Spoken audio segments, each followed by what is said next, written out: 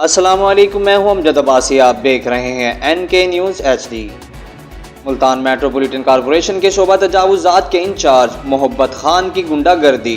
मासूम शाह रोड पर भत्ता बढ़ाने की गरज से नाजायज़ ऑपरेशन करके ताजरों की दुकानों में घुसकर सामान लूट लिया। ताजरों का गुंडागर्दी के खिलाफ एहतजाज। रोड ब्लॉक और टायर जलाकर मोहब्बत खान के खिलाफ एहतजाज किया। रोड ब्लॉक टायर जलाकर मोहब्बत खान के खिलाफ नारेबाजी की और कमिश्नर डिप्टी कमिश्नर से कार्रवाई का मुतालबा कर दिया।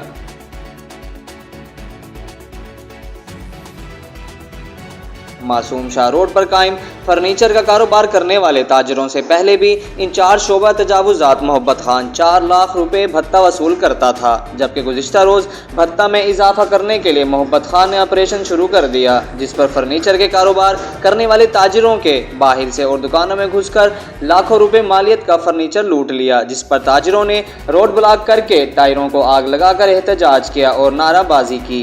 ताजिरों ने कमिश्नर और डिप्टी कमिश्नर से मुतालबा किया है कि इस गुंडा टैक्स वसूल करने वाले मोहब्बत खान के खिलाफ कार्रवाई ना की गई तो ताजिर चौक कचहरी पर एहतजाज करेंगे और उस वक्त तक धरना देंगे जब तक मोहब्बत खान को मुअत्तल नहीं किया जाता।